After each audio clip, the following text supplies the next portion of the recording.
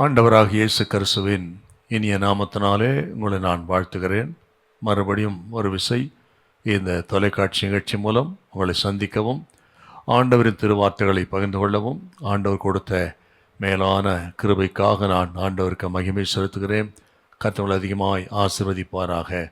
இப்பொழுதும் கர்த்தர் நம்மோடு பேசும்படியாக தலைகளை தாழ்த்தி ஜெபம் பண்ணுவோம். பரிசுத்தமுள்ள நல்ல பிதாவே, உமக்கு நன்றி செலுத்துகிறோம்.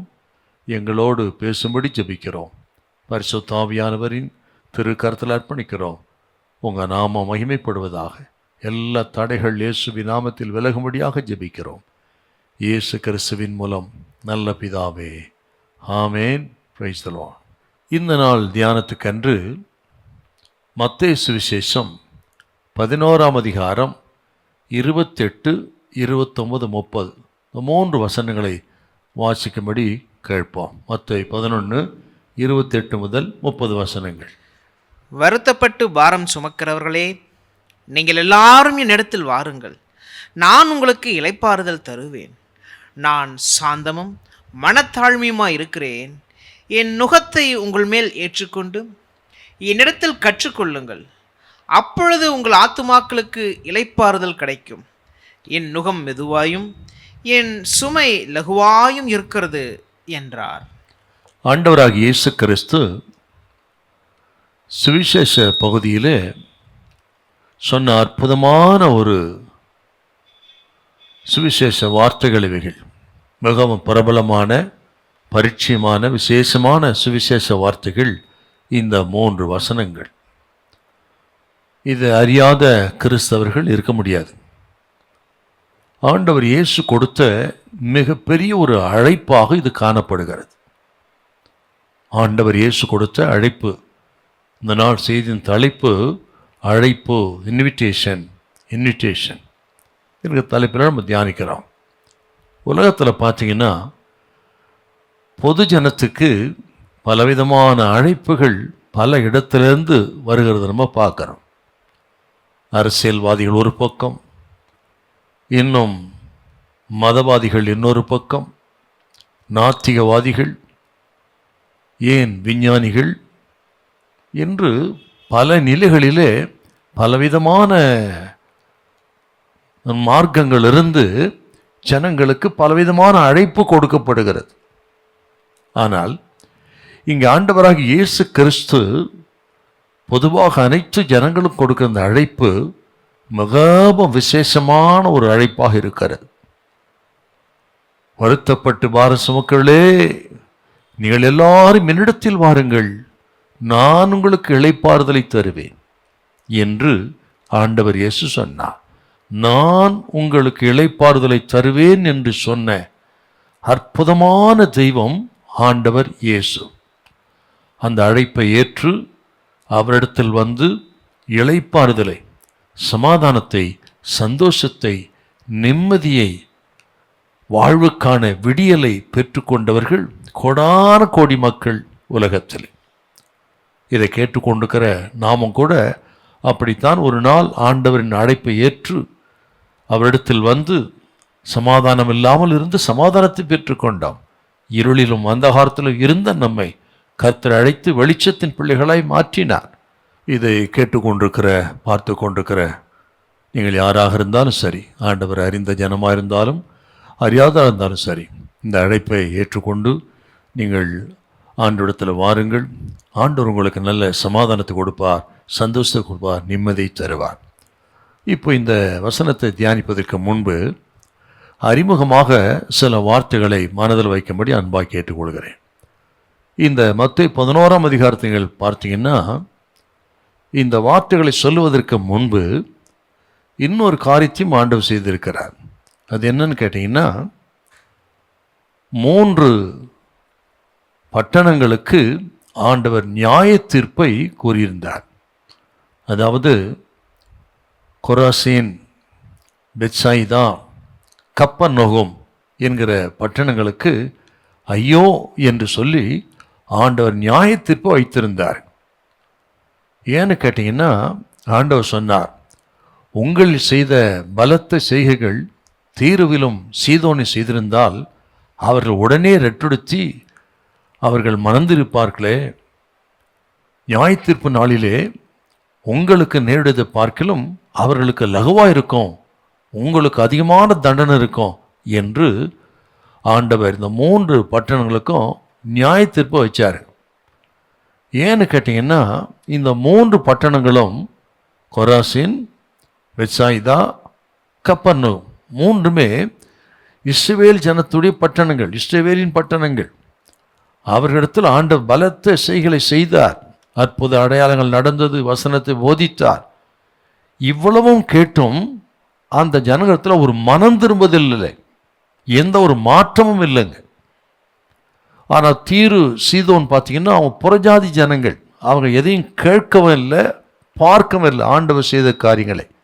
ஆகவே தான் உங்களுக்குள் செய்யப்பட்ட இந்த பலத்த செய்கைகள் புறஜாதி பட்டணங்களாயிருந்த, என் வார்த்தையை கேட்காத, அற்புதங்களை பார்க்காத தீரு சீதோனிலே நடந்திருக்கும் என்று சொன்னால் அவர் உடனே மனம் திரும்பியிருப்பார்கள்.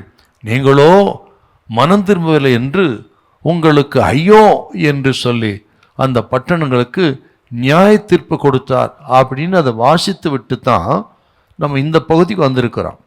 யோசித்து பார்த்தால் தீரு சீதோனை காட்டிலும் இஸ்ரவேலின் பட்டணங்களில் வாழ்ந்தவர்கள் அவர்களுக்கு அதிக ஆக்கினை தண்டனை உண்டு. ஏன்னு சொன்னான்னு கேட்டிங்கன்னா, இந்த 3 பட்டணத்தில் இருந்த ஜனங்கள் இயேசுக்கு சுபதேசத்தை வேணான்னு சொல்லலை, வெறுத்து ஒதுக்கவும் இல்லை, அல்லது இயேசு கிறிஸ்துவை அவர்கள் துரத்தி விடவும் இல்லை, அல்லது அவர்கள் இயேசு கிறிஸ்துவை சிலுவையில் அறையவும் இல்லை. ஆனால் வசனத்தை கேட்டார்கள், கேட்டும் அவரிடத்தில் எந்த மாற்றமும் இல்லை, கேட்டு அதற்கு கீழ்ப்படியவில்லை. இத்தனை வசனங்களை கேட்டு அற்புத அடையாளங்களை கேட்டும் அவரிடத்தில் எந்த ஒரு கிரியும் நடக்கலைங்க, சும்மாவே இருந்துட்டாங்க. ஆகவே ஆண்டவருக்கு கோபம் வந்து இப்படி நியாய தீர்ப்பு வைத்தார். அதாவது ஆண்டவருடைய பார்வையில் எது பெரிய பாவம்னு பார்த்தீங்கன்னா, வசனத்தை கேட்டு அற்புத அடையாளங்களை கண்டும் நம்மிடத்தில் எந்த ஒரு மாற்றமும் இல்லை, மனம் திரும்புதலும் இல்லை என்றால் அதுதாங்க ஆண்டவருக்கு ரொம்ப அவருக்கு முன்பாக பாவமாக இருக்கிறது, கோபத்தை கொண்டு வருகிறது. இதை கேட்குற கர்த்தருடைய பிள்ளைகளே, ஆகவே கர்த்தருடைய வசனத்தை கேட்கிறவங்க மத்தியில் ஒரு மாற்றம் நடக்கணும், மனம் திரும்புதல் உண்டாகணும். அதைத்தான் கர்த்தர் எதிர்பார்க்கிறார். இப்பொழுது பார்த்து கொண்டிருக்கிற நீங்கள், கர்த்தருடைய வார்த்தையை கேட்டுக்கொண்டிருக்கிற நீங்கள், கேட்கிறவங்க மத்தியில் ஒரு மாற்றத்தை கர்த்தர் எதிர்பார்க்கிறார், மனமாற்றத்தை, ஒரு மனம் திரும்புதலை தேவன் எதிர்பார்க்கிறார். எல்லாத்தையும் கேட்டுட்டு வழக்கத்து போல நம்ம இஷ்டப்படி வாழ்ந்தா சோத்திரம். ஆண்டவர் பாருங்க, அந்த பட்டணங்களுக்கு ஐயோன்னு சொன்னது அது நமக்கும் தான் என்பதை மனதில் வைத்து நாம் கேட்கிறபடி வாழ, மனம் திரும்ப நம்மை ஒப்பு கொடுக்க வேண்டும். ஹல்லேலூயா. சரிங்க, இந்த வார்த்தை சொல்வதற்கு முன்பு 16லிருந்து 19 வசனத்தை வாசித்து பார்த்தீங்கன்னா, அங்கே ஒரு கீழ்ப்படியாத சிறுபிள்ளைத்தனமாய் குறை சொல்லி கொண்டிருந்த மக்களை குறித்து சொல்லிவிட்டு தான் இப்போ இந்த 11ஆம் அதிகாரம் 28-30 வசனத்தை சொல்கிறாரு. இது என்ன அர்த்தம்னு கேட்டிங்கன்னா, அந்த குழந்தைத்தனமாய், அதாவது சைல்டிஷா குழந்தைத்தனமாய் இருந்தவர்களை கர்த்தர் முதல்ல கடிந்து கொண்டாருங்க.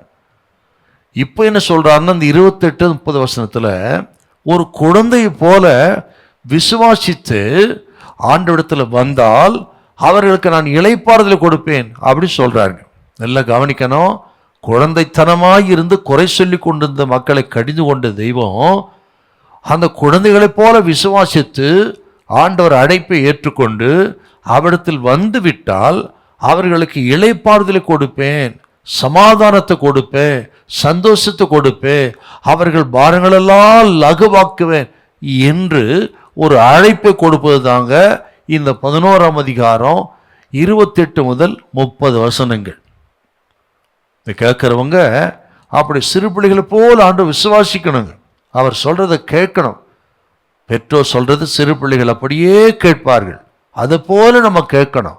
கேட்டு விசுவாசித்து ஆண்டவரிடத்தில் வந்து விட்டால் ஸ்தோத்திரம், அவரால் தீர்க்க முடியாத பிரச்சனை என்று எதுவும் இல்லை, அவரால் முடியாதது ஒன்றுமில்லை, எல்லாம் அவரால் கூடும். ஸ்தோத்திரம், மிகுந்த சமாதானம் இளைப்பாறுதலை கற்றுக் கொடுப்பார். ஆமேன். வாருங்கள் என்று ஆண்டவர் சொன்னார்னா எல்லா மனிதனுடைய பிரச்சனைகள் அவருக்கு தெரியும். எல்லா மனுஷ தேவைகள் அவருக்கு தெரியும். அவரை போல நம்மை அறிந்தவர் உலகத்தில் யாரும் இருக்க முடியாது. எல்லாம் அவருக்கு தெரியுங்க. அப்படி நம்மை, நம் குடும்பத்தை, நம்ம சூழ்நிலையை நன்கு அறிந்த ஆண்டவர் தான் அழைக்கிறார். வருத்தப்பட்டு பாரம் சுமக்கிறே, நீங்கள் எல்லாரும் இடத்தில் வாருங்கள், நான் உங்களுக்கு இளைப்பாறுதல் தருவேன் சொன்னார்னா, நம் சூழ்நிலைகளை அறிந்த ஆண்டவர் தான் நம்மை அழைக்கிறார். இதை கேட்டுக்கொண்டிருக்கிற கர்த்தருடைய பிள்ளைகளே, உங்களை ஆண்டவருக்கு தெரியும். உங்கள் பிரச்சனைகள் தெரியும். வெளியே சொல்ல முடியாத வேதனைகள் தெரியும். உங்கள் பாரங்கள் ஆண்டவருக்கு தெரியும். அவருக்கு தெரியாது ஒண்ணுமில்லை. தெரிந்தவர் தான் இப்பொழுது அழைக்கிறார். வாருங்கள், நான் உங்களுக்கு இளைப்பாறுதலை தருவேன். அது மட்டும் இல்லை, இந்த 11:27 வாசித்து தான் அடுத்து நம்ம தியானம் பண்ணணுங்க. 11:27 சகலமும் என் பிதாவினால் எனக்கு ஒப்பு கொடுக்கப்பட்டிருக்கிறது. பிதா தவிர வேறொருவனும் குமாரனை அறியான். குமாரன் எவனுக்கு அவரை வெளிப்படுத்த சித்தமா இருக்கிறாரோ அவனும் தவிர வேறொருவனும் பிதாவை அறியான். என்ன ஆண்டவர் சொல்றாருன்னா, எல்லாம் பிதாவினால் எனக்கு கொடுக்கப்பட்டிருக்கிறது. என்னை விசுவாசிக்கிறவனுக்கு, என்னிடத்தில் வந்து என் வசனத்தை கேட்டு விசுவாசித்து அப்படி நடக்கிறவனுக்கு பிதா எனக்கு கொடுத்ததை நான் வெளிப்படுத்துவேன், நான் அவர்களுக்கு கொடுப்பேன் அப்படி சொல்றாருங்க. வானத்திலும் பூமியிலும் சகல அதிகாரம் எனக்கு கொடுக்கப்பட்டு சொன்ன ஆண்டவர், அந்த அதிகாரத்தின்படி அவரிடத்தில் வருகிற மக்களுக்கு அவர் கொடுக்கிறார். நல்ல சுகம் கொடுக்கிறார், சமாதானம் கொடுக்கிறார், வாழக்கூட வழியை காண்பித்து கொடுக்கிறார். ஸ்தோத்திரம். உங்கள் ஜபத்தை கேட்கிறார். அப்படின்னா இந்த வாருங்கள் என்ற வார்த்தை எத்தனை மகத்துவமான ஒரு வார்த்தை பாருங்கள். ஸ்தோத்திரம். இதை கேட்கிற அருமையான கர்த்தருடைய பிள்ளைகளே, ஸ்தோத்திரம். எந்த மனிதனும் உங்களை குறித்து அறிந்து கொள்ள முடியாதவற்றை எல்லாம் கர்த்தர் அறிவார். ஒருவேளை புருஷனுக்கு தெரியாத உங்களுடைய வேதனைகள் கர்த்தருக்கு தெரியும். மனைவிக்கு தெரியாத உங்களுடைய கஷ்டங்கள் கர்த்தருக்கு தெரியும். நீங்கள் பெற்றெடுத்த பிள்ளைகளுக்கே உங்களுடைய வேதனைகள் தெரியாது, ஆனால் ஆண்டவருக்கு தெரியுங்க. ஆகவே அவர் அறியாத ஒன்றும் இல்லை. எல்லாவற்றையும் அறிந்த ஆண்டவர் தான் அழைக்கிறார். வருத்தப்பட்டு பாரம் சுமக்கிறே, எல்லாரும் இடத்தில் வாருங்கள், நான் உங்களுக்கு இளைப்பாறுதலை தருவேன். ஹல்லேலூயா, ஸ்தோத்திரம். இந்த 3 வசனத்திலிருந்து ஆண்டவர் கொடுக்கிற 3 விதமான அழைப்பை குறித்து நம்ம பார்க்க போறோம். ஆண்டவர் கொடுக்கிற 3 விதமான அழைப்பு. சரி, முதல் அழைப்பு என்னன்னா, இளைப்பாற அழைக்கப்படுகிறோம். இளைப்பாற அழைக்கப்படுகிறோம். We are invited to rest. இப்போ 11:28 மறுபடியும் வாசிப்போம். வருத்தப்பட்டு பாரம் சுமக்கிறவர்களே, நீங்கள் எல்லாரும் என்னிடத்தில் வாருங்கள், நான் உங்களுக்கு இளைப்பாறுதல் தருவேன். வாருங்கள், நான் உங்களுக்கு இளைப்பாறுதல் தருவேன்னா, பாரத்தோடு, பாவத்தோடு, பாவத்தின் குற்ற மனசாட்சியோடு தவித்து கொண்டிருக்கிறவர்களை பார்த்து ஆண்டவர் கொடுக்கிற ஒரு அழைப்புங்க இது. இந்த கடைசி நாட்களிலே எங்க திரும்பினாலும் இதுவரை இல்லாத பிரச்சனைகள், போராட்டங்கள், பாரங்கள் உண்டு.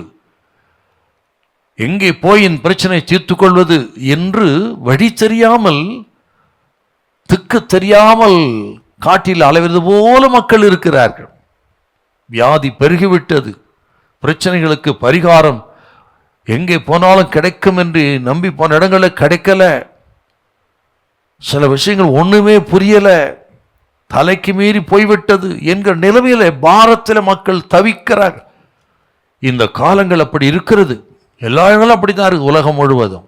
அப்படிப்பட்ட இந்த காலகட்டத்தில் ஆண்டவருடைய இந்த அழைப்பு எத்தனை ஆச்சரியமானது, அற்புதமானது பாருங்க. பாரத்தோடு, பாவத்தோடு, அந்த சுமையோடு அலைந்து கொண்டிருக்கிற மக்களுக்கு ஆண்டவர் அழைக்கிறார். அப்படி வரும் பொழுது ஆண்டவர் குற்ற மனசாட்சியிலிருந்து விடுதலை கொடுக்கிறார். நல்லா கவனிக்கணுங்க. குற்ற மனசாட்சி, நான் இளைப்பாறுதல் தருவேன்னா, உங்களை வாரங்களை லகுவாக்குவேன் என்று சொன்னால், குற்ற மனசாட்சியிலே தவித்து கொண்டிருக்கிற மக்களுக்கு நான் இளைப்பாறுதல் கொடுப்பேன் இல்லையா? இன்றைக்கு எங்க திரும்பினாலும் குற்ற மனசாட்சி வாதிக்கிறது. என்னதான் இருந்தாலும் சரி, ஒரு காலகட்டத்தில் அவர்கள் மனசாட்சி குத்தத்தான் செய்கிறது. இன்றைக்கு அதுவும் இந்த நாட்களிலே மனைவிக்கு துரோகம் பண்ணுகிற புருஷர்கள் பெருகிவிட்டார்கள். புருஷனுக்கு துரோகம் பண்ணுற மனைவிகள் பெருகிவிட்டார். தொலைக்காட்சியை திறந்தாலே, பேப்பரை திறந்தாலே, இன்னும் மொபைலை திறந்தாலே இந்த செய்தி தான் அதிகமாய் வருகிறது. புருஷனுக்கு மனைவி துரோகம் செய்தால், புருஷனை கொலை செய்தால், மனைவியை கொலை செய்தார்கள் என்றெல்லாம் நம்ம பார்க்கிறோம் பாருங்க. இப்படி துரோகம் செய்கிற மக்களுக்கு என்றைக்காக ஒரு நாள் அவர்களுக்கு அந்த மனசாட்சி குத்தத்தான் செய்யுங்க. அப்படி குத்தப்பட்டு குற்ற மனசாட்சியோடு வாழ்கிறவர்கள் நிறைய இருக்கிறார்கள். என்னத்தான் ஜெயிலுக்கு போனாலும் கூட குற்ற மனசாட்சியில் ஜெயிலுக்கு போகாமலே வாதிக்கப்படுவர்கள் இருக்கிறார்கள். அவர்களுக்கெல்லாம் இந்த அழைப்பு அற்புதமானது. வருத்தப்பட்டு பார சுமக்களே, நீங்கள் எல்லாரும் என்னிடத்தில் வாருங்கள், நான் உங்களுக்கு இளைப்பாறுதல் தருவேன்னா எத்தனை அற்புதமான அழைப்புங்க. மட்டுமல்ல, மரண பயத்திலிருந்து தவித்து கொண்டிருக்கிற மக்களுக்கு ஆண்டவர் கொடுக்கிற அழைப்பு இது இல்லைங்களா? ஸ்தோத்திரம். மரண பயம், வியாதி குறித்த பயம், இப்படி பலவிதமான பயத்தினால மக்கள் தவித்து கொண்டிருக்கிறார். இன்றைக்கு வெளியே சொல்ல முடியாத பயங்கள், எதிர்காலத்தை குறித்த பயங்கள். ஸ்தோத்திரம். அதில் மரண பயம்தான் அதிகம். டாக்டரால் கைவிடப்பட்டு எந்த மருந்தும் வேலை செய்யாம, அல்லது இவ்வளவுதான் இது 4வது ஸ்டேஜ் என்று சொல்லிவிட்டால் எத்தனை ஒரு பயங்க. வாலிப நாட்களிலே நான் டிபி நோயினால் பாதிக்கப்பட்டு மருத்துவமனையில் கிடந்தேன்.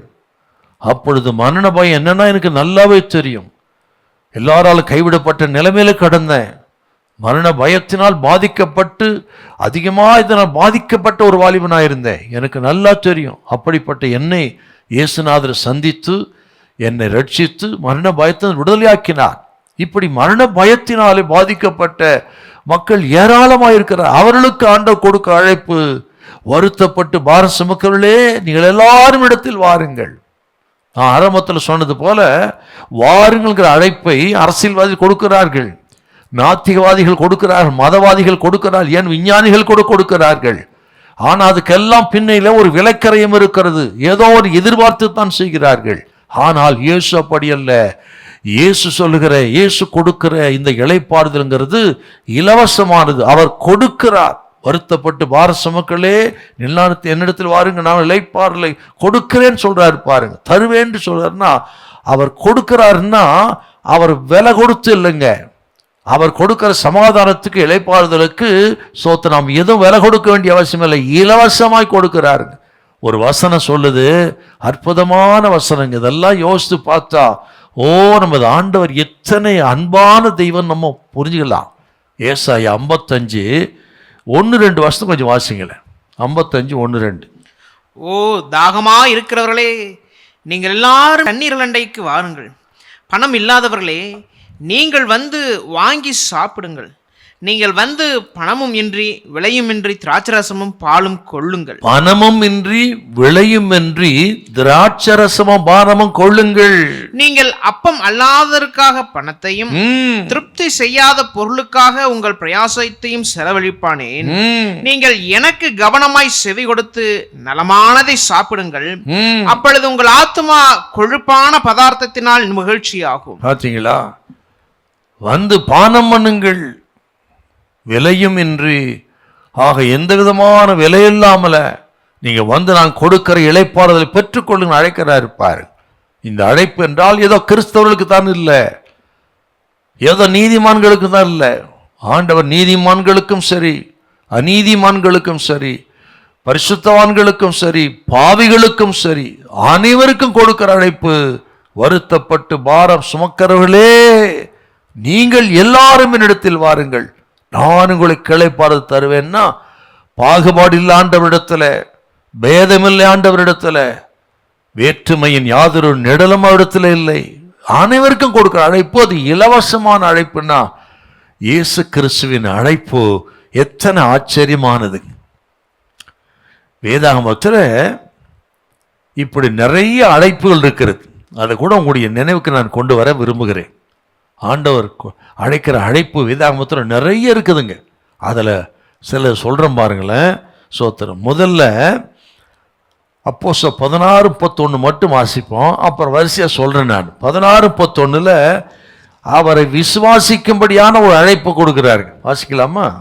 அதற்கு அவர்கள், கர்த்தராகிய இயேசு கிறிஸ்துவை விசுவாசி, அப்பொழுது நீயும் உன் வீட்டாரும் ரட்சிக்கப்படுவீர்கள் என்று சொல்லி, அங்கே இயேசு கிறிஸ்துவை விசுவாசிக்கும்படி அங்கே பவுலும் சீலாவும் கொடுக்கிற ஒரு அழைப்பை குறித்து நம்ம பார்க்கிறோம். விசுவாசிக்கும்படி, வாருங்கள் ஆண்டவரை விசுவாசிங்க, அப்புறம் பெற்றுக்கொள்ளும்படி, யோவான் 1:12 படி பெற்றுக்கொள்ளும்படி ஆண்டவர் அழைக்கிறார். அப்புறம் மூணாவது யோவான் 6:35 போஜனம் பண்ணும்படியாக அழைக்கிறார். நான்காவது பானம் பண்ணும்படி, யோவான் 7:37 தாகமார்களே என்னிடத்தில் வந்து பானம் பண்ண கடவுன்னு சொல்லி பானம் பண்ணும்படி அங்கே அழைக்கிறத பார்க்கிறோம். அப்புறம் ஏசாயா 45:22 பாருங்க, அற்புதமான ஒரு வசனம். பிரசங்கிகளின் பிரபுவாயிருந்த சார்லஸ் ஸ்பர்ஜனை ரட்சிப்போல் வழிநடத்தின அற்புதமான வசனங்க. என்ன நோக்கி பாருங்க, நோக்கி பார்க்க. அதை வாசிக்கலாமா? 45:22 ஏசாயா. பூமியின் எல்லையெங்கும் உள்ளவர்களே என்னை நோக்கி பாருங்கள், என்னை நோக்கி பாருங்கள், அப்பொழுது ரட்சிக்கப்படுவீர்கள், அப்பொழுது ரட்சிக்கப்படுவீர்கள். நானே தேவன், வேறொருவரும் இல்லை. பாத்தீங்களா? பூமியில் உள்ளவர்களே எல்லாரும் என்ன நோக்கி பாருங்கள், அப்பொழுது இங்க ரட்சிக்கப்படுவீங்கன்னு நோக்கி பார்க்கும்படியான அழைப்பை வேதம் கொடுக்கிறது. அப்புறம் ஆறாவது அறிக்கையிடும்படியாய், கன்ஃபஸ் பண்ணும்படியான அவர் அழைப்பு கொடுக்கிறாரு. ஏழாவது கேட்கும்படியாக, யோவான் 5:24-25 வசனத்தை வாசித்து பார்த்தீங்கன்னா கேட்கும்படியாக ஒரு அழைப்பு கொடுக்கிறார். அப்புறம் யோவான் 10:9 பாருங்க, வாசலுக்குள் பிரவேசிப்பதற்கு, வாசல்ல பிரவேசிப்பதற்கு ஒரு அழைப்பு கொடுக்கிறாருங்க. அப்புறம் வாசலை திறக்கும்படியான ஒரு அழைப்பு கொடுக்கிறார். வெளிப்படுத்த விசேஷம் 3:20 நம்ம எல்லாருக்கும் நல்லா தெரியும். இதோ நான் வாசப்படி என்று கதவை தட்டுகிறேன், ஒருவன் சத்தத்தை கேட்டு கதவை திறந்தால் நான் அவனுக்குள்ளே பிரவேசித்து அவன் என்னோடு போஜனம் பண்ணுவான், நான் அவனோடு போஜனம் பண்ணுவேன் என்று வாசல் கதவை திறக்கும்படியான ஒரு அழைப்பு கொடுக்கிறார். அப்புறம் பாருங்க, ஸ்தோத்திரம், அற்புதமானது. மத்தேயு 9:20-21 வசனத்துல ஸ்தோத்திரம், இயேசு கிறிஸ்துவின் வஸ்திரத்தை ஓரத்தை தொடும்படியான அழைப்பு கொடுக்கிறார். தொட்ட அனைவரும் சொஸ்தமானார்கள், அவர் தொட்ட அனைவரும் சொஸ்தமானார்கள். இப்படி நிறைய சொல்லாங்க. கடைசியா ரோமர் 6:23 வாசிப்போம். நிச்சய ஜீவனை பெற்றுக்கொள்வதற்கு ஒரு அழைப்பு அங்கு கொடுக்கிறார். ரோமர் 6:23. பாவத்தின் சம்பளம் மரணம், தேவனுடைய கிருபை வரமோ நம்முடைய கர்த்தராகிய இயேசு கிறிஸ்துவினால் உண்டான நித்திய ஜீவன். பார்த்தீங்களா? நித்திய ஜீவனை பெற்றுக்கொள்வதற்கு அழைக்கிறார். பாவத்தின் சம்பளம் மரணம், நரகத்துக்கு போகாதீங்க, மோட்ச பாக்கியத்தை வாங்க, நித்திய ஜீவன் நான் கொடுக்கிறேன், நித்திய ஜீவனை அளிப்பேன் என்பது அவர் கொடுத்த வாக்கு தத்துவம். நித்திய ஜீவனை கொடுக்கக்கூடிய அதிகாரம் இயேசுவிடத்திலாம் இருக்கிறது. மோட்ச பாக்கியத்தை கொடுக்கக்கூடிய அதிகாரம் அவரிடத்தில் தான் இருக்கிறது. நானே வழியும் சத்தியம் ஜீவனமாக இருக்கிறேன்னு சொன்ன ஆண்டவர் ஸ்தோத்திரம் சொல்லுகிறார். ஸ்தோத்திரம், நித்திய ஜீவனை பெற்றுக்கொள்ள வாருங்கள். இப்படி அநேக அழைப்புகள் இருக்கிறது இல்லையா? அடேப்பா, அதுல ஒன்று தான் இளைப்பாறுதலை பெற்றுக்கொள்ளும்படி இயேசு கொடுத்த அழைப்பு. வருத்தப்பட்டு பாரம் சுமக்கிறவர்களே நீங்கள் எல்லாரும் என்னிடத்தில் வாருங்கள், நான் உங்களுக்கு இளைப்பாறுதலை தருவேன். இந்த அழைப்பை ஏன் கொடுக்கிறார்னா, வாருங்கள் அப்படின்னா எதுக்கு அழைக்கிறார்? நான் வாருங்கள் சொல்லி ஆண்டவர் யாருன்னு கேட்டீங்கன்னா, நானே ஜீவ அப்பன்னு சொல்லிருக்காருங்க. அப்படி ஜீவ அப்பமா இருக்கிற என்னிடத்தில் வந்து நீங்கள் போஜனம் பண்ணுங்கள், உங்கள் பசியை தீர்த்து கொள்ளுங்கள் என்று ஆண்டவர் அழைக்கிறார்கள்.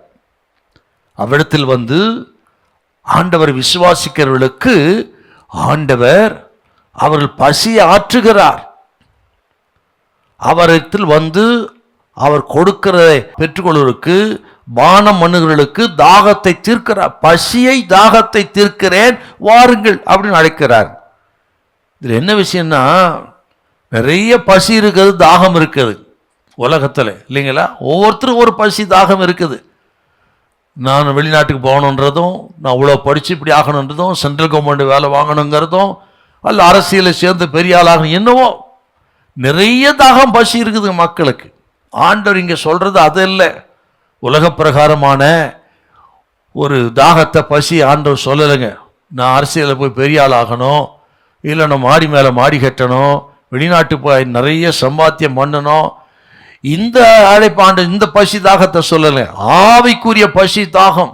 இன்னும் ஆவிக்குரிய பசி தாகம்னு கேட்டிங்கன்னா, ஐயோ நான் ஆண்டவருக்காக வாழணுமே, ஆண்டவரை பிரியப்படுத்துது போல வாழணுமே, நான் ஒரு ஜபவரனா இருக்கணுமே, 10 வருஷத்துக்கு முன்பு இருந்த ஜப வாழ்க்கை இல்லை எனக்கு, ஐயோ நான் ஜெபிக்கணுமே, ஜபவரனா இருக்கணுமே, இழந்ததை திரும்ப பெறணுமே, நான் பரிசுத்தமா வாழணுமே, எப்படியாயிலும் நித்திய ஜீவன் அடையணுமே, எதையாயிலும் ஆண்டவருக்கு சாதிக்கணும் என்று ஒரு ஆவிக்குரிய துக்கம் இருக்குது பார்த்தீங்களா?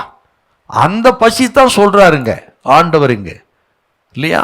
இதை கேட்கிற அருமையாக கர்த்தர் பிள்ளை, நீங்க பல வருஷம் நீங்க கிறிஸ்துவலா இருக்கலாம், இந்த தாகம் பசி இருக்குதா உங்களுக்கு? இல்லைங்களா? இந்த தாகம் பசி இருக்குதா உங்களுக்கு?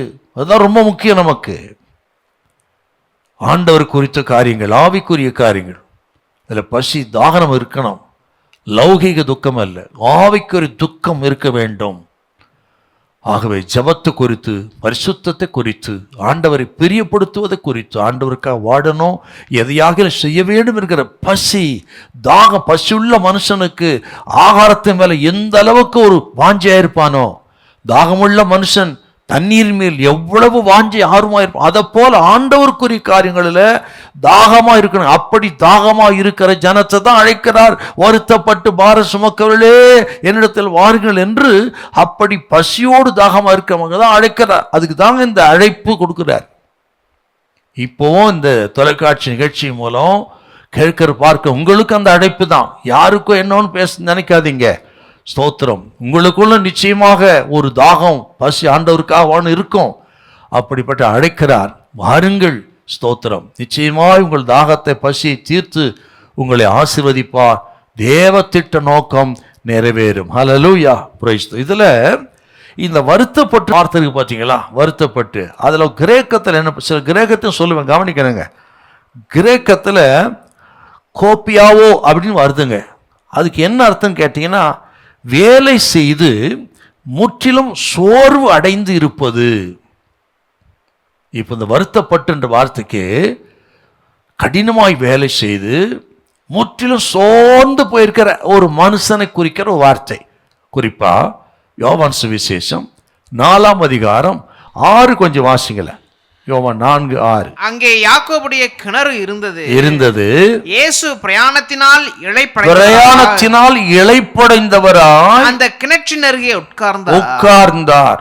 அப்ப ஆண்டவர் பிரயாண களைப்பு, பசி களைப்பு, அந்த சோர்வில் அங்க இருந்தார் என்று சொல்லப்பட்ட அந்த வசனம் தாங்க இந்த வார்த்தைக்கு அடையாளம். அப்படி பிரயாணத்தில் கடினமாய் வேலை செய்து சோர்ந்து போயிருக்கிற அந்த ஒரு மனிதனுக்கு அடையாளம் இந்த வார்த்தை வருத்தப்பட்டு. அப்படின்னு என்ன அர்த்தம் கேட்டீங்கன்னா, தங்கள் சொந்த முயற்சியினால எவ்வளோ பிரயாசப்பட்டும் ஒன்றும் நடக்காம சோர்ந்து போன மனிதனை குறிக்கிற வார்த்தை. பணத்தை செலவழித்து ஒன்றும் நடக்கல, சோர்வு. தங்கள் அனுபவத்தை எவ்வளவோ பிரயாசப்படுத்த, ராமுழுதும் பிரயாசப்பட்டோம் ஒன்றும் அகப்படவில்லை என்று பேதுரு சொன்னது போன்ற சோர்வு. பணத்தினால், பிரயாசத்தினால், அனுபவத்தினால், அறிவினால், பட்ட படிப்பினால், இல்லையா, செல்வாக்கின எல்லாவற்றையும் யூஸ் பண்ணியும் ஒன்றும் நடக்கல. டாக்டர் கைவிட்டுட்டாரு, அவ்வளவுதான், முடிஞ்சது. யாரால ஒன்றும் பண்ண முடியாது. இந்த குடும்பத்தை இதுக்கு மேல ஒன்றும் பண்ண முடியாது. பெற்றோர் பேசி பார்த்துட்டாங்க, பாஸ்டர் பார்த்து பேசிட்டாங்க, ஒன்றும் நடக்கல, பிரிஞ்சு போறதுதான் வழி என்று சோர்ந்து போயிருக்கிறார்களே, அவர்களை பார்த்து கர்த்தர் அழைக்கிற அழைப்பு, வருத்தப்பட்டு பாரம் சுமக்கிறே எல்லாரும் என்னிடத்தில் வாருங்கள், நான் உங்களுக்கு இளைப்பாறுதல் கொடுப்பேன். கேட்கிற கர்த்தரி பிள்ளைகளே, பணம் கைவிட்டு விட்டதா? உங்கள் முயற்சிகள் கைவிட்டு விட்டதா? உங்க அனுபவம், நீங்கள் எடுத்த எல்லா திட்டங்கள் எல்லாம் ஒன்னு இல்லாம போயிருச்சா? சோர்ந்து போயிருக்கீங்களா? உங்களுக்கு அந்த அழைப்பு கர்த்தர் அழைக்கிற, வாருங்கள் இடத்துல. ஆண்டவரிடத்தில் வந்த ஒருவரும் துக்கமாய் போறதில்லை, தோல்வி அடைவதும் இல்லை. இந்த நாளில் கர்த்தர் பேசி கொண்டிருக்கிறார்.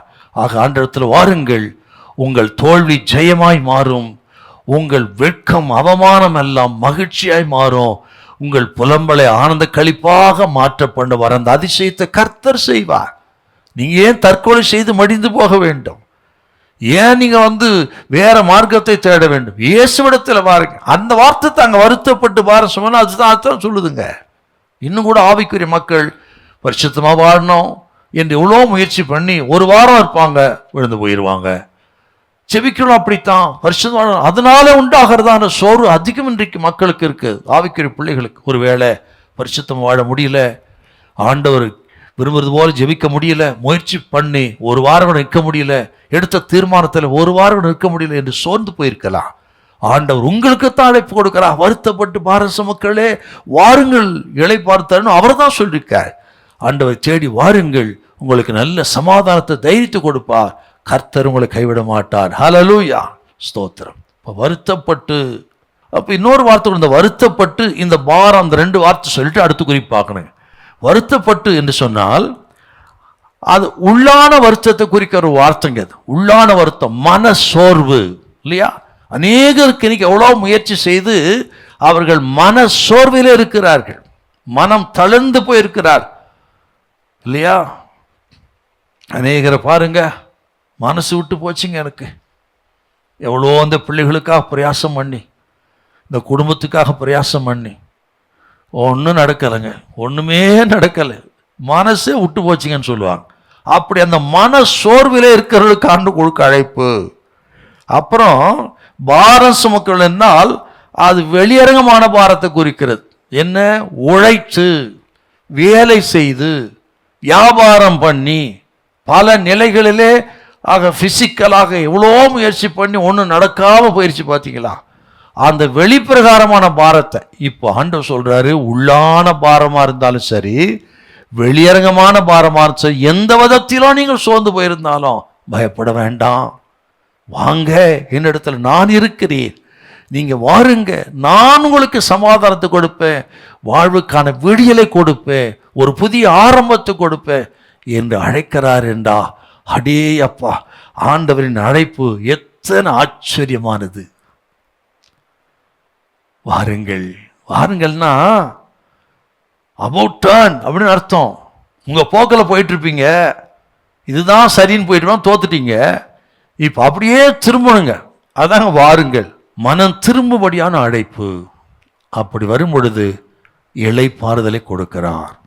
இளைப்பாறுதல் அப்படின்னா என்னன்னா, ரொம்ப பிரயாணப்பட்டு வேலை செய்து களைத்து போனவர்கள், அவர்கள் எடுக்கிற ஓய்வு, அவர்களுக்கு கொடுக்கப்படுகிற இளைப்பாறுதல். குறிப்பா யாத்திராம் 15:27 கொஞ்சம் வாசிங்க. 15:27. பின்பு அவர்கள் ஏலிமுக்கு வந்தார்கள். அங்கே 12 நீர் ஊற்றுகளும் 70 பேரீச்ச மரங்களும் இருந்தது. இஸ்ரவேல் ஜனம் பிரயாணப்பட்டு மாராவை மதுரமாக்கி அவர்கள் பிரயாண களைப்பு நீங்கி அவர்கள் ஏலிமில் இளைப்பாறினார்கள். இப்போ ஆண்டவருடைய வார்த்தை கேட்டு நீங்கள் ஆண்டவர் விசுவாசித்து அவரை நம்பி அவரிடத்தில் வரும் பொழுது, ஜெபிக்கும் பொழுது, விசுவாசிக்கும் பொழுது, ஸ்தோத்திரம், ஏலிம் போல் ஒரு இளைப்பாறுதலை, சமாதானத்தை கொடுத்து உங்களை பலப்படுத்துகிற ஆண்டவர் இருக்கிறார். பயப்படாதிருங்கள், வாருங்கள், நான் உங்களுக்கு இளைப்பாறுதலை தருவேன். ஹல்லேலூயா, ஸ்தோத்திரம். முதல் அழைப்பை பார்த்தோம், இளைப்பாற அழைக்கப்படுகிறோம். 2வது எடுத்துக்கொள்ள அழைக்கப்படுகிறோம். எடுத்துக்கொள்ள, we are invited to take. எடுத்துக்கொள்ள, எதை எடுத்துக்கொள்ள? இப்போ நீங்கள் அதே 11:29 வாசிங்க. நான் சாந்தமும் மனத்தாழ்மையுமாய் இருக்கிறேன். என் நுகத்தை உங்கள் மேல் ஏற்றுக்கொண்டு என்னிடத்தில் கற்றுக்கொள்ளுங்கள். அப்பொழுது உங்கள் ஆத்துமாக்களுக்கு இளைப்பாறுதல் கிடைக்கும். ஆண்டவர் சொல்றாருங்க, என் நுகத்தை உங்கள் மேல் ஏற்றுக்கொண்டு. ஆண்டவருடைய அழைப்பு 2வது என்னன்னா, அவர் நம்மேல் வைக்கிற நுகத்தை, பாரத்தை ஏற்றுக்கொள்ளுங்கள் அப்படின்னு ஒரு அழைப்பு கொடுக்கிறார். ஆகவே தான் அப்படி தலைப்பு போட்டு எடுத்துக்கொள்ள அழைக்கப்படுகிறோம் அப்படின்னு. என் நுகத்தை ஏற்றுக்கொள்ளுங்கள். என்னுடைய நுகம் சொல்றாரு, பார்த்தீங்களா? அங்க கொஞ்சம் அழுத்தம் கொடுக்கணும் நம்ம அந்த வார்த்தைக்கு. இல்லையா? என்னுடைய நுகம், டேக் மை யோக் அப்படி சொல்றாருங்க. என்னுடைய நுகத்தை எடுத்துக்கொள்ளுங்கள். பலவிதமான நுகங்கள் இருக்கிறது. அதுல முதல்ல அது நுகம்னா என்னன்னு பார்த்துடணுமா? நுகம், யோக், அதுல கிரேக்கத்தில் பார்த்தீங்கன்னா ஜூஹோயஸ் அப்படின்னு வருதுங்க. ஜூஹோயஸ் அப்படின்னு வருது. அதாவது கையால் செய்யப்பட்ட மரத்தினால் ஆன ஒன்று. நல்லா கவனிக்கணுங்க. கையால் செய்யப்பட்ட மரத்தினால் செய்யப்பட்ட ஒன்று.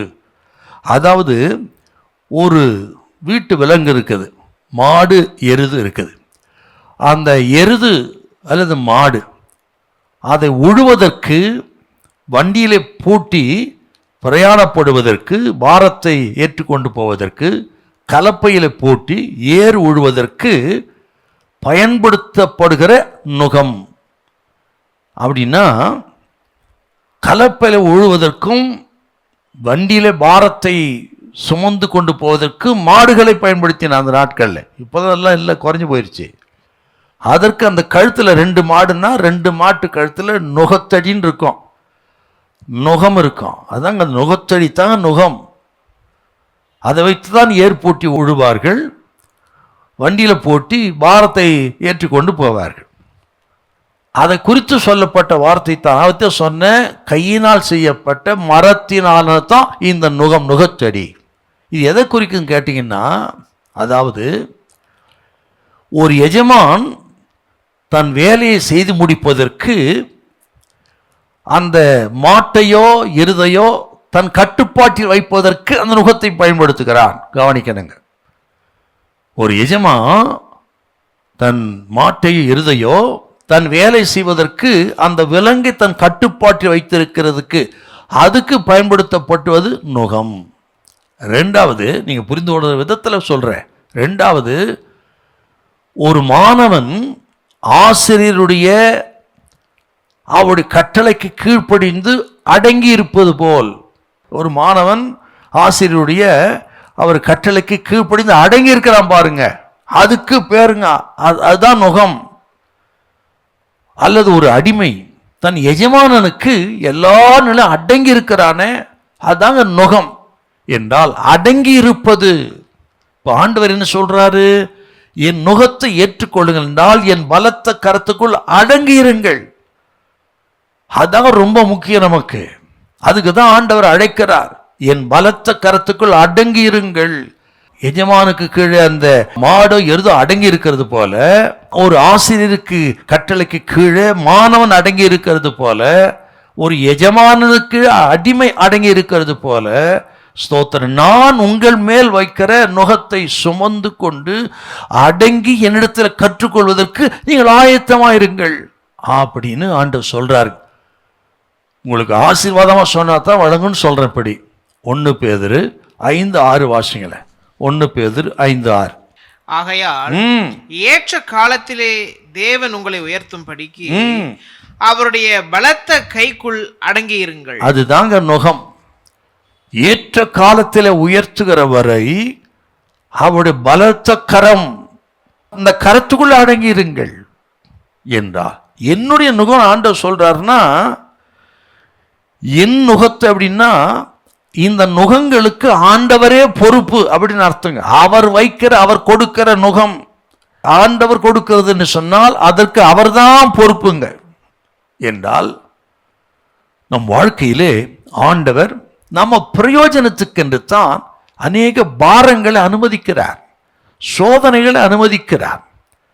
நம்மை உருவாக்குவதற்கு அவர் வைத்த திட்டத்தின்படியாய் நாம் செயல்பட்டு அந்த திட்டத்தை அடைவதற்கு அநேக பாரங்களை, சோதனைகளை, நெருக்கங்களை, பிரச்சனைகளை அவர் அனுமதிக்கிறார். அவர் தாங்க நம்மேல் வைக்கிறார் அதை, இல்லையா?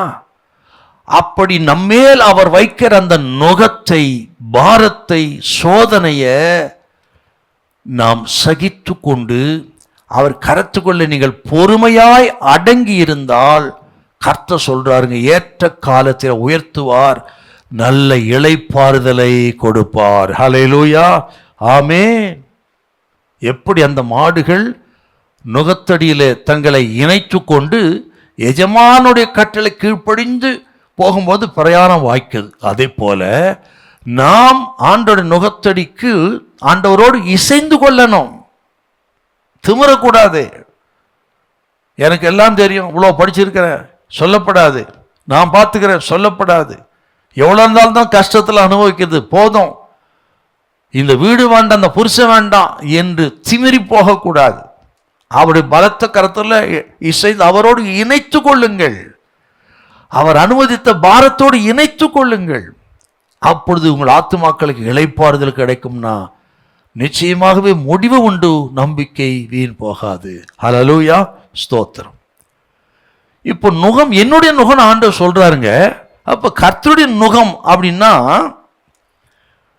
ஒரு வசனம், ரொம்ப அருமையான வசனம், நம்ம எல்லாருக்கும் நல்லாவே தெரியும். பவுல் எழுதுவார் 1 கொரிந்தியர் 10:13, நம்ம எல்லாருக்கும் நல்லா தெரியும். அது வாசிச்சா ஈஸியா புரிஞ்சிடும். 1 கொரிந்தியர் 10:13. மனுஷருக்கு நேரிடுகிற சோதனையே அல்லாமல் வேறே சோதனை உங்களுக்கு நேரிடவில்லை. தேவன் உண்மையுள்ளவராய் இருக்கிறார். உங்கள் திராணிக்கு மேலாக நீங்கள் சோதிக்கப்படுவதற்கு அவர் இடம் கொடாமல் சோதனையை தாங்கத்தக்கதாக சோதனையோடு கூட அதற்கு தப்பிக்கொள்ளும்படியான போக்கையும் உண்டாக்குவார். திராணிக்கு மீறி நுகத்தை அனுமதிக்க மாட்டார். உங்கள் பலம் அவருக்கு தெரியும், உங்கள் பலகீனம் அவருக்கு தெரியும். மிஞ்சின பாரத்தை உங்க தோல் மேல ஏற்ற மாட்டார். ஒரு மாட்டு வண்டியில மாட்டை பூட்டி நுகத்தை இணைத்து பாரத்தை ஏற்றி கொண்டு போகிற ஒரு விவசாயியை பாருங்க. அந்த மாடு எவ்வளவு சுமக்கும் என்று அவருக்கு நல்லாவே தெரியும். அவ்வளவுதான் சுமை ஏற்றுவாருங்க. அதை போல் நமது ஆண்டவரும் நாம் எவ்வளவு பாரத்தை சுமப்போன்னு அவருக்கு தெரியும். நம்ம சோதனைகள், பாரங்கள், நஷ்டம், தோல்விகள், வியாதி பெருக்கு எவ்வளவுதான் நம்ம தாங்க முடியும். நம்ம பலம் அவருக்கு தெரியுங்க, பலகீனமும் அவருக்கு தெரியும். அதையெல்லாம் அறிந்து அதுக்கேற்ற போலதான் சோதனை அனுமதிப்பாரே தவிர ஒருபோது பலத்துக்கு மிஞ்சின சோதனை அனுமதிக்க மாட்டார். ஆகவே அவர் அனுமதித்த அவருடைய நுகத்தோடு கூட இசைந்து கொள்ளுங்கள், இணைந்து கொள்ளுங்கள், அடங்கி இருங்கள். ஏற்ற நேரத்தில் உங்கள் சோதனைக்கு ஒரு முடிவை கர்த்தர் உண்டு பண்ணுவார். அது உங்களுக்கு மகிமையாயிருக்கும். ஹல்லேலூயா, ஆமே, ஸ்தோத்திரம். சில நேரங்கள் இந்த பாரம், இந்த நுகங்கிறது எப்படியும் வருங்க. ஏதோ தெரிந்த மூலம் வரலாம், தெரியாத மூலம் வரலாம். எல்லாம் கவனிக்கணுங்க. வீட்டாரே சத்துருக்கள் சொன்னார். வீட்டார் மூலமாக உங்களுக்கு அந்த பாரங்கள் வரலாம், பிரச்சனைகள் வரலாம். அந்த நுகத்தை அவர் ஏத்தலாம் உங்க மேல. அல்லது ஆண்டவர் அறியாத புறஜாதிகள் மூலம் கூட வருங்க, இல்லையா? இதை நான் சொல்லும் பொழுது சங்கீதக்காரன் சொன்ன ஒரு வார்த்தை இருக்குது. என்ன வார்த்தைன்னா 66ஆம் சங்கீதம் 12 கொஞ்சம் வாசிக்கல. மனுஷரை எங்கள் தலையின் மேல் ஏறி போக பண்ணினீர், தீயையும் தண்ணீரையும் கடந்து வந்தோம், செழிப்பான இடத்தில் எங்களை கொண்டு வந்து விட்டீர். பாத்தீங்களா? மனுஷரை எங்கள் தலையின் மேல் ஏறி போக பண்ணி, இதுதாங்க பாரம். அதான் சொன்ன பார்த்தீங்களா? வீட்டார் மூலம் வரலாம், வெளியாட்டு மூலம் வரலான்னு சொன்ன பாருங்க. அதான் இது, இல்லையா? நீங்க நேரத்தில் நம்ம புலம்புவோம், ஐயோ இந்த மனுஷனால நான் படாத அவஸ்தை இல்லைங்க, அவன் நான் என்னத்தான் இந்த மனுஷனுக்கு துரோகம் பண்ணேன், ஐயோ நான் என்ன சொல்லட்டும் என்று சில மனிதர்களை நொந்து கொள்வோம். இப்படி மனிதர்கள் நம் தலைமையில் ஏறி போகும்படி அவர் அனுமதிப்பாருங்க.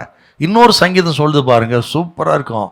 129:1 வாசித்து பாருங்க. அனுபவம் தானே அதெல்லாம். 129:1. என் சிறு வயது தொடங்கி அநேகம் தரம் என்னை நெருக்கினார். இப்படி சின்ன வயசுல இருந்தே ஆண்டவர் சிலர் அனுமதித்து சில பாரத்தை வைப்பாருங்க நம்ம மேல, சிலர் அனுமதிப்பாருங்க. ஆனா எல்லா நாளும் விட்டு வைக்க மாட்டார், அதையும் மனசுல வைக்கணுங்க. ஆனால் ஆண்டவரை அனுமதித்த மனுஷர்கள் மூலம், வீட்டார் மூலம், அதிகாரி மூலம், எது இருக்கட்டும் அனுமதித்திருக்கிறாரா, அதை ஏற்றுக்கொண்டு பொறுமையாயிருங்கள், அமைதியாயிருங்க, ஜெபம் பண்ணுங்க. ஸ்தோத்திரம். ஒரு நாள் அந்த நுகங்களை முறிச்சு போடுவார், நல்ல விடுதலை தருவார். கர்த்தர் உங்களை கைவிடவே மாட்டார். ஹல்லேலூயா. ஆனா ஒண்ணு, ஆண்டவர் வைத்த நுகத்தை நீங்களே உங்க கையால உடைக்கணும்னு நினைக்கப்படாது. என்ன அர்த்தம்? கர்த்தர் சில போராட்டத்தை பிரச்சனை அனுபவிச்சிருப்பாரு. ஆகவே போலீஸ் ஸ்டேஷனு, கோர்ட்டு கேஸு, வம்பு வழக்கு, விவாகரத்து அப்படி நீங்களே கையினால் உடைக்கப்படாது. உடைச்சா இதோட பெரிய நுகத்தை வைப்பார். அதுவும் வேத வசனம் தாங்க, வேதத்தில் சொல்லப்பட்டு தான் உங்களுக்கு சொல்கிறேன். உங்களுக்கு அது பிறகு சொல்கிறேன். உங்களுக்கு ஆண்டவர் வைத்த நுகத்தை நீங்களா உங்க கையால் உடைக்கக்கூடாது. அவரே ஏற்ற காலத்தை உடைச்சு உங்க பாரத்தை லகுவாக்குவார். அதுவரையிலும் பொறுமையாயிருங்கள். நீங்களே உங்க முயற்சினால அதை செஞ்சு முயற்சி பண்ணீங்கன்னா இன்னும் பெரிய பாரத்தை ஏற்றிடுவாரு. அது ரொம்ப ஆபத்து உங்களுக்கு. இன்னும் நான் சொல்லுகிறேன், வாலிப பிள்ளைகளுக்கு இந்த நுகத்தை, இந்த பாரத்தை எல்லாம் சுமக்கிறதுக்கு சரியான காலம் என்னன்னா வாலிப நாட்கள் தான். வாலிபத்தில் தான் ஆண்டவர் நிறைய நுகங்களை வைப்பாருங்க. அதை புரிஞ்சுக்கிடணும். நீங்கள் ஒரு வசனம் இருக்கு பாருங்க, புலம்பல் 3:27 கொஞ்சம் வாசிங்களேன். தன் இளம் பிரயாத்தில் நுகத்தை சுமக்கிறது மனுஷனுக்கு நல்லது, அவரே அதை தன் மேல் வைத்தார் என்று அவன் தனித்திருந்து மௌனமாயிருக்க கடவன் அப்படி சொல்றாரு. பாத்தீங்களா? ஒருவேளை கேட்கிற அருமையான கத்திரி பிள்ளைகளே, சின்ன வயசுலேயே பெரிய பாரம் அவங்களுக்கு. ஆண்டவர் வைத்த பாரத்தை சுமக்கக்கூடிய அற்புதமான காலம்னா அது இளம் வயது தான். பொறுமையா இருங்கள். நீங்களே உடைக்கணும்னு நினைக்காதீங்க. ஸ்தோத்திரம். இன்னொரு வார்த்தையும் சொல்கிறேன், தேவன் உடைக்கும் வரை பொறுமையாருங்கள். பிறகுதான் உங்களுக்கு அது பெரிய ஆசீர்வாதமா இருக்கும். ஹல்லேலூயா, ஆமென். நல்ல கையை உயர்த்தி ஹல்லேலூயா. யூதா ஜனத்தை பார்த்தீங்கன்னா அவர்கள் கர்த்தருக்கு விரோதமாக செயல்பட்டார்கள். எவ்வளோ சொல்லி தீர்க்கதரிசி அனுப்பிச்சாருங்க, தேவ மனுஷில் அனுப்புகிறார், ஆனாலும் கீழ்ப்படியில. ஆண்டவர் என்ன பண்றாருன்னா அவர்கள் மேல் ஒரு பாரத்தை சுமத்த போறேன்னு சொல்லி எரேமியாவை அனுப்புறார். எரேமியாவுக்கு அனுப்பி அது சொல்றேன். எப்படின்னா அங்கே ஒரு இல்லுஸ்ட்ரேஷன் இருக்குது, நீங்கள் வாசித்து பாருங்க. எரேமியா 2:20-5:5 வாசித்து பார்த்தீங்கன்னா, எரேமியா ஒரு நுகத்தை, மரத்திலான ஒரு நுகத்தை கழுத்தில் அணிந்து கொண்டு வந்து அந்த விஷயத்தை சிதேக்கியா ராஜாவுக்கு சொல்லுவார். இப்படி ஒரு நுகம் இருக்கிறது, நேபுகாத்நேச்சார் வரப்போகிறான், ஆக கீழ்ப்படி மனம் திரும்புங்க. ஆனால் அந்த ஜனங்க என்ன பண்ணா, அங்கே இருந்த ஒரு கள்ளத்திற்கு தரிசி அவன் தன் கையினால அந்த மரத்திலான நுகத்தை அவன் வெட்டி உடைத்து போடுவான். அப்படின்னா ஜனங்க கீழ்ப்படியாம போயிடுறாங்க. அப்ப ஆண்டவர் சொல்றாரு, இரும்பினால ஒன்று செய் அப்படி சொல்லி சொல்றாரு. இது எதை காட்டுது? இந்த ஜனம் எவ்வளோ சொல்லி கீழ்ப்படியில. ஆகவே நேபுகாத்நேச்சார் வருவான், அவன் எருசலேமை அழிப்பான், இரும்பினால் ஒரு நுகத்தடி நான் வைக்க போறேன் என்று சொல்ல, அதன்படியே கிமு 586 நேபுகாத்நேச்சார் வந்து முற்றிலும் அழித்து போட்டான். பாருங்க, ஆண்டவர் யாரும் யூஸ் பண்ணுவார் சொன்ன பார்த்தீங்களா? நேபுகாத்நேச்சார் புறஜாதி மனுஷன், அவனை யூஸ் பண்ணுவாருங்க. அவனை சொல்லும் போது வார்த்தை இருக்கு, அது ரொம்ப அழகான ஒரு வார்த்தை. அது 27 எரேமியா 6 கொஞ்சம் வாசிக்கிறேன். எரேமியா 27:6. இப்பொழுதும் நான் இந்த தேசங்களையெல்லாம் என் ஊழியக்காரனாகிய நேபுகாத்நேச்சார் என்கிற பாபிலோன் ராஜாவின் கையிலே கொடுத்து அவனுக்கு ஊழியம் செய்யும்படி வெளியின் மிருக ஜீவன்களையும் கொடுத்து. ஆச்சுங்களா? என் ஊழியக்காரனாகிய நேபுகாத்நேச்சார், அவர் சித்தத்தை செய்கிறவன். ஆகத்தான் சொன்னேன், புறஜாதியிலிருந்து அனுப்புவாருங்க, அவர் சித்தத்தை நிறைவேற்ற வீட்டுக்குள்ளேருந்து அனுப்புவாருங்க. எங்கிருந்து வரும் நுகங்கள், பாரம். ஆகவே அடங்கி இருக்கணும், தேவ சித்தம் அறிந்து அடங்கி இருங்க. எதிர்த்த இந்த யூதா ஜனத்துக்கு என்ன நடந்தது பாருங்க, அழிந்தே போனார்கள். ஆக இதை கேட்கிற அருமையான கத்திரி பிள்ளைகளே, ஆண்டவரை அனுமதிக்கிற இந்த பாரங்களுக்கு பலத்த கைக்கு அடங்கி இருங்கள். அப்பொழுது ஏற்ற காலத்தில் தேவன் உங்களை உயர்த்துவார். தேவ சித்தத்தின் மையத்தில், இதான் தேவ சித்தம்னா அந்த மையத்தில் இருங்க. தேவ சித்தத்தின் மையத்தில் இருப்பது தான் உலகத்திலே தேவ பிள்ளைகளுக்கு மிகுந்த பாதுகாப்பான ஒரு இடம் என்பதை மனதில் வையுங்கள். என் நுகம் சொன்னார் பார்த்தீங்களா? எவ்வளோ முக்கியமான வார்த்தை. அது எவ்வளோ பேர் நுகமாக இருக்கலாம், எத்தனை காலமாக இருக்கலாம், அதுக்காக கவலைப்படாதீங்க. அதெல்லாம் அவருக்கு தான் தெரியும். ஏற்ற நேரத்தை அது எல்லாத்தையும் நுகங்களை முறித்து போடுவார், உங்களை விடுதலையாக்குவார். இயேசு சொன்ன வார்த்தை பாருங்கள், என்னுடைய நுகத்தை உங்கள் மேல் ஏற்றுக்கொள்ளுங்கள். இந்த கேட்குற கத்திரி பிள்ளைகளே, உங்களுக்கு தான் கத்தர் பேசியிருக்கிறார். அமைதியாக இருங்க, பொறுமையாக இருங்க, அடங்கி இருங்க. இது தேவ சித்தம் என்று சொல்லி விசுவாசித்து நம்பி இருங்க. ஏற்ற காலத்தில் நுகத்தை முறித்து போடுவார். உண்மையில் இருக்கிற நுகத்தை முறிப்பேன்னு சொல்லியிருக்கார் பாருங்க, முறித்து போடுவார், பயப்படாதீங்க. ஹல்லேலூயா. சரி, முதல்ல பார்த்தோம், இளைப்பாற அழைக்கப்படுகிறோம். இரண்டாவது எடுத்துக்கொள்ள அழைக்கப்படுகிறோம். மூன்றாவது கற்றுக்கொள்ள அழைக்கப்படுகிறோம். ஆண்டவர் இயேசு நாம் கற்றுக்கொள்ளும் நம்ம அழைக்க we are invited to learn. இப்போ அதே 11:29 மறுபடியும் வாசிப்போம். நான் சாந்தமும் மனத்தாழ்மையுமா இருக்கிறேன், என் நுகத்தை உங்கள் மேல் ஏற்றுக்கொண்டு என்னிடத்தில் கற்றுக்கொள்ளுங்கள், அப்பொழுது உங்கள் ஆத்துமாக்களுக்கு இளைப்பாறுதல் கிடைக்கும். என்னிடத்தில் கற்றுக்கொள்ளுங்கள். அந்த வார்த்தை ரொம்ப முக்கியங்க. ஏதோ சுவிசேஷ வசனம் சொல்றோம், ஒவ்வொரு வார்த்தைக்கு இவ்வளவு ஆழமான அர்த்தம் இருக்கு பாருங்க. என்னிடத்தில் கற்றுக்கொள்ளுங்கள் சொல்றாருங்க. இப்போ ஆண்டவரிடத்துல கற்றுக்கொள்ளணும்னா நாம் அவரிடத்தில் நெருங்கி வர வேண்டும் இல்லைங்களா? ஒரு ஆசிரியரிடத்துல ஒரு மாணவன் கற்றுக்கொள்ள வேண்டும் என்று சொன்னால் என்ன, ஒரு மைல் தூரத்துக்கு அந்த பக்கம் கற்றுக்க முடியுமா? அல்லது அந்த தெருவில் இருந்து கற்றுக்க முடியுமா? அவன் கிட்ட நெருங்கி அமர்ந்து கற்றுக்கொள்ள வேண்டும். அதை போல் ஆண்டவர் கற்றுக் கொடுக்க விரும்புகிறார் என்றால் ஆண்டவரிடத்தில் நெருங்கி வர வேண்டும். தேவனிடத்தில் சேருங்கள், அப்பொழுது நான் இடத்துல சேருவன் யாக்கோபு எழுதுறாரு பார்த்தீங்களா என்று சொன்னால், அப்படி கிட்டி சேர்ந்து தனித்து கற்றுக்கொள்ள ஆயத்தமா இருக்கு. மத்தேயு சுவிசேஷம் 17:19 ஒரு அருமையான வார்த்தை இருக்குதுங்க. மத்தேயு சுவிசேஷம் 17:19 கொஞ்சம் வாசிங்க. அப்பொழுது சீஷர்கள் இயேசுவினிடத்தில் தனித்து வந்து அதை துரத்திவிட எங்களால் ஏன் கூடாமற் போயிற்று என்று கேட்டார். தனித்து கேட்கிறாங்க, கற்றுக்கொள்ள விரும்புறாங்க. இந்த பிரச்சனை எப்படி சால்வ் பண்றது, எங்கள் தோல்வியை எப்படி ஜெயமாய் மாற்றுவது, எங்களுக்கு கற்றுத்தாரும் கர்த்தாவே என்று தனித்து கேட்டார்கள். அது ரொம்ப அருமையான ஒரு அனுபவங்க. அப்புறம் தான் ஆண்டவர் ஜபத்தை கொடுத்து உபவாசத்தை கொடுத்து, ஜபம் இல்லை உங்களுக்கு, உபவாசம் இல்லை, ஆகத்த அந்த தோல்வி அப்படி சொல்லுவார். இன்றைக்கும் நமது வாழ்க்கையில தோல்வி நஷ்டம் எதினால? ஆண்டவரை கற்றுக்கொள்ளுங்கள். கற்றுக்கொண்டால் ஜபம் இல்லை, உபவாசம் இல்லை, விசுவாசம் இல்லை, இங்க தவறுக்கு கத்த சொல்லுவாருங்க. ஆகவே தான் சொல்ற, கற்றுக்கொள்ள வேண்டுமானால் நாம் ஆண்டவரத்தில் நெருங்க வேண்டும். பாருங்க, பரிசுத்த பவுலடிகள் அவர் சவுலா இருந்தார். தமஸ்கு போகிற வழியில் ஆண்டவர் சந்திக்கிறார். சந்தித்து அவர் கண்ணு குருடாயிருச்சு. இப்போ ஒப்பு கொடுக்கிறாரு. ஆண்டவர் அவர் வைத்திருக்க அந்த ஊழியத்தை பெற்றுக்கொள்ளுக்கு முன்பு அவர் கற்றுக்கொள்ள விரும்பும்படி சொன்ன ஒரு வார்த்தை இருக்குதுங்க இல்லையா? அது எவ்வளோ அருமையான ஒரு வார்த்தை பாருங்க. அப்படி வாசிக்கலாமே. அப்போஸ்தலர் 9:6 கொஞ்சம் வாசிங்க. 9:6. அவன் நடுங்கி திகைத்து, ஆண்டவரே, நான் என்ன செய்ய சித்தமாயிருக்கிறீர்? நான் என்ன செய்ய சித்தமாயிருக்கிறேன், எனக்கு கற்றுத்தாரும் சாமி. ஊழியத்தை பெற்றுக்கொண்டு ஆண்டவருக்காக எழும்பி பிரகாசிப்பதற்கு முன்பு ஆண்டவரிடத்தில் கற்றுக்கொள்ளும்படியாய் பவுல் சொன்ன வார்த்தை, ஆண்டவரே, நான் என்ன செய்ய சித்தமாயிருக்கிறேன். ஒருவேளை இது கேட்கிற அருமையான கத்திரி பிள்ளைகளை, ஒன்றும் புரியலையா உங்களுக்கு, விளங்கலையா உங்களுக்கு? உங்க போன பாதை தப்புன்னு தெரிஞ்சு போச்சு, அடுத்து என்ன செய்யணும் தெரியலையா? பெஸ்ட் எக்ஸாம்பிளுங்க அது. ஆண்டவரே, நான் என்ன செய்ய சித்தமாயிருக்கிறேன், எனக்கு கற்றுத்தார் என்று கேளுங்கள். குடும்பத்தில் நடக்கிறது ஒன்றும் புரியலையா, இதற்கு மேல் என்ன செய்யணும் தெரியலையா, கேளுங்கள் ஆண்டவரிடத்துல.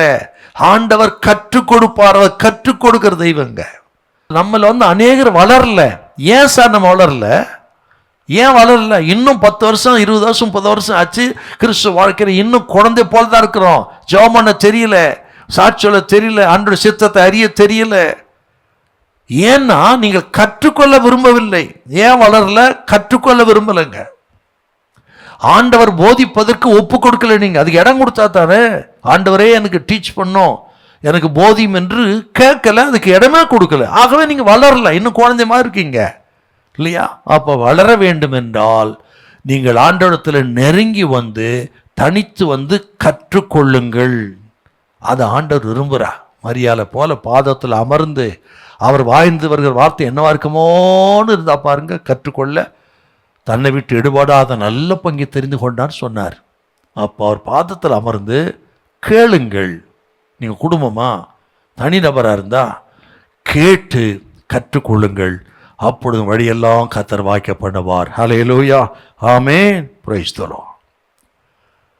அதிகமாக நம்ம எப்போ கற்றுப்போன்னு சொன்னா, இந்த நுகம் சொன்னார் பார்த்தீங்களா, இந்த பாரங்கள், அது சொல்லித்தான் கற்றுக்கின்றாரு. அப்போ இந்த நுகம், இந்த பாரம், இந்த பாடுகள், சோதனைகள், அங்கதான் அதிகமாக கற்றுக்க முடியும். ஆசீர்வாதத்தில் கொஞ்சம் தான் கற்றுக்கலாம். ஆனால் தோல்வி, நஷ்டம், பாடுகள் இவைகள் தான் நிறைய கற்றுக்கலாம் நீங்கள். அப்போ ஆண்டவர் சில நோங்களை அனுமதிக்கும் பொழுது கர்த்தர் உங்களுக்கு சில பாடங்களை கற்றுக் கொடுப்பார். ஆண்டவரோடு நடப்பது எப்படி, பணிவோடு நடப்பது எப்படி, அவரை நம்புவது எப்படி, தீவிரமாக இன்னும் அவரை நம்பி அவரை நேசிப்பது, அவர் மகிழ்ச்சியாக இருப்பது எப்படி, மட்டுமல்ல இந்த நுகத்தின் மத்தியிலே பாடுகள் மத்தியிலே பொறுமையாக இருப்பது எப்படி, இதெல்லாம் கற்றுக்கிறது எப்பன்னா இந்த நுகம், கர்த்தர் அனுமதிக்கிற நுகம் பாடுகள் மத்தியில் தாங்க. அப்போதான் நீங்கள் வளர முடியும். சோதனையே இல்லைன்னா அங்கே நீங்கள் வளர்வதற்கு வாய்ப்பே இல்லை. உங்களுக்கு சோதனையே இல்லை என்றால் நீங்கள் வளர்வதற்கு வாய்ப்பே இல்லை அப்படி சொன்னார். 100% உண்மைங்க. என்றால் இந்த சோதனை நுகம்தான் நீங்கள் கற்றுக்கொள்வதற்கு வளர்வதற்கு பிரயோஜனமாக இருக்கிறது.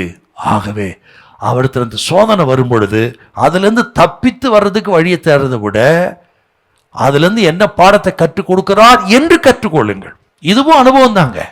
நான் மறுபடியும் சொல்கிறேன், உங்களுக்கு ஒரு சோதனையிலிருந்து வெளியே வர்றதுக்கு தப்பிப்பதற்கு முயற்சி பண்ணுறதை விட அந்த சோதனை கர்த்தர் என்ன கற்றுக் கொடுக்கிறார் அதை தெரிந்து கொள்ளுங்கள். அதுதான் ஒரு நோக்கம் அந்த சோதனைக்கு. அதை கற்றுக்கொண்டால் உங்கள் வாழ்க்கை இனிமையாக இருக்கும், மகிமையாக இருக்கும். கர்த்தர் உங்களை கைவிடவே மாட்டார். ஹல்லேலூயா. அப்போ சொன்னார் பாருங்க, 30வது வசனம், 11:30.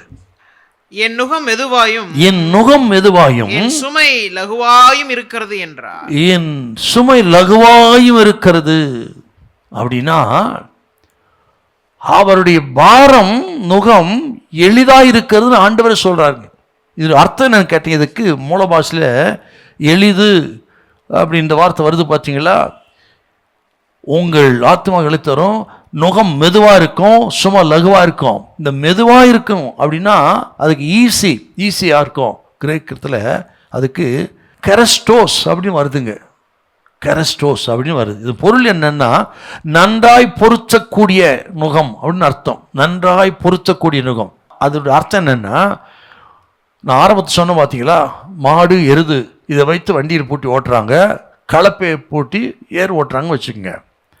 அவர்கள் அந்த நுகத்தை செய்வதற்கு முன்பு அந்த மாட்டை கொண்டு வந்து அதோடைய கழுத்து அளவெடுப்பாங்க.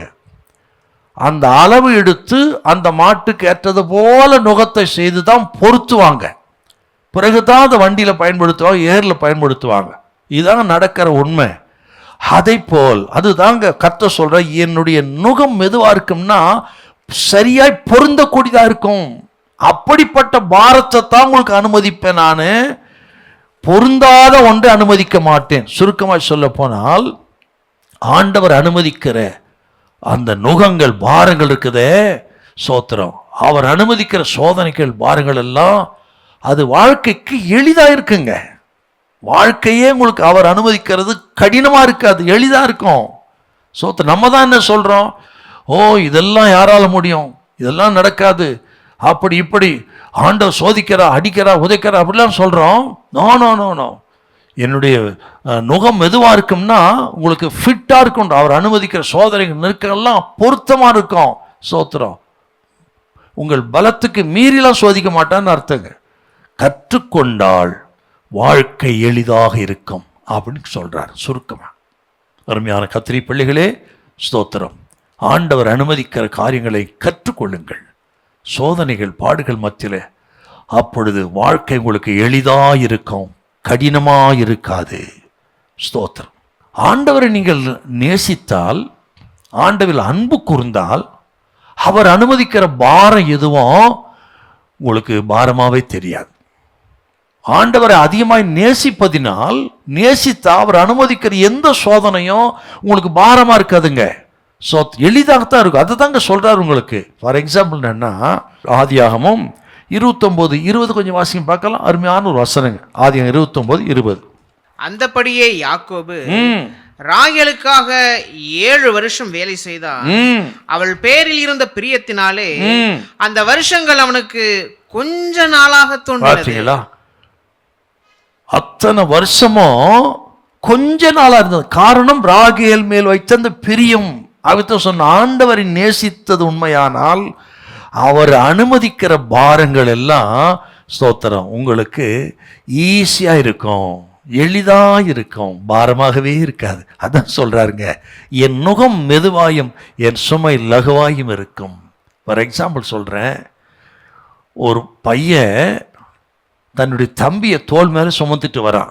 ஏன்னா தம்பி உடல் ஊனமுற்றவன், முடவன். ஆகவே முடமாகி போன தம்பியை தோள் மேலே சுமந்துட்டு வரான். ஒருத்தர் கேட்குறார், தம்பி உன்னுடைய தம்பியை இப்படி சுமந்துட்டு வர அது பாரமா இல்லையா? அவன் சொல்கிறான், இல்லை சார் எனக்கு பாரமா இல்லை. இவர் ஆச்சரியப்படும் போது அவன் சொல்கிறான், ஏன்னா அவன் என் தம்பி அப்படின்னு சொல்கிறான். பார்த்தீங்களா, தம்பியின் மேல் இருக்கிற அன்பு அவனுக்கு அது பாரமாக தெரியலைங்க. அப்படித்தான் ஆண்டவரை நேசித்தது உண்மையானால் அவர் அனுமதிக்கிற பாரங்கள், சோதனைகள் எல்லாம் நமக்கு மெதுவாக இருக்கும், லகுவாக இருக்கும். கற்றுக்கொள்ளுங்கள். நம்ம குறித்த தேவன் திட்டம் வைத்திருக்கிறார். நம்மை சிந்தித்து கொண்டிருக்கிறார். அது சமாதான திட்டம், அது யுத்தம் கிடையாது. இதை அறிந்து அவர் அனுமதிக்க எல்லாவற்றையும் ஏற்றுக்கொள்ளுங்கள். தேவ பிள்ளைகளுக்கு சொல்கிறேன், நாம் நிகழ்காலத்துக்காக வாழ்கிற மக்கள் அல்ல, எதிர்காலத்துக்காக வாழக்கூடியவர்கள். கடந்த காலத்திலே நடைபெற்ற நிகழ்ச்சிகளிலிருந்து பாடங்களை கற்றுக்கொள்ளுங்கள். எதிர்காலம் உங்களுக்கு ஆசீர்வாதமாக இருக்கும். முறுமுறுக்காதிருங்க. கர்த்தர் வைத்த அந்த நுகத்தை நீங்களே உடைத்து போடாதீங்க. சோத்திரம். முறுமுறுத்து கர்த்தர் அனுமதித்த சோதனையை வேஸ்ட் பண்ணாதீங்க. கற்றுக்கொள்ளுங்கள். அப்பொழுது நுகம் உங்களுக்கு மெதுவாயிருக்கும், சுமை லகுவாயிருக்கும். ஹல்லேலூயா, ஆமென். இந்த அருமையான ஒரு டீச்சிங் கற்றுக் கொடுக்குறாங்க. நமக்கு கற்றுக்கொள்ள அழைக்கப்படுகிறோம். ஆகவே ஆண்டவர் அனுமதிக்கிற சோதனைகள், பாடுகள் எல்லாவற்றையும் நீங்கள் அதிலிருந்து பாடங்களை கற்றுக்கொள்ளுங்கள். வாழ்க்கை எளிதாக இருக்கும், சமாதானமாக இருக்கும், நல்ல இளைப்பாறுதலை கற்றுக் கொடுப்பார். ஹல்லேலூயா, ஆமென். ஜெபிப்போம். பரிசுத்தமுள்ள நல்ல பிதாவே, உமக்கு நன்றி செலுத்துகிறோம். இப்பொழுதும் இந்த சுவிசேஷ வசனத்திலிருந்து சொன்ன நல்ல வார்த்தைகளுக்காய் ஸ்தோத்திரம். கேட்ட ஒவ்வொரு மக்களுக்கும் நல்ல இளைப்பாறுதலை தந்து கனம் பண்ணுங்க சுவாமி. பலத்த கருத்துக்குள்ள அடங்கியிருக்க உதவி செய்யும். இயேசு கிறிஸ்துவின் மூலம் நல்ல பிதாவே, ஆமென். God bless you.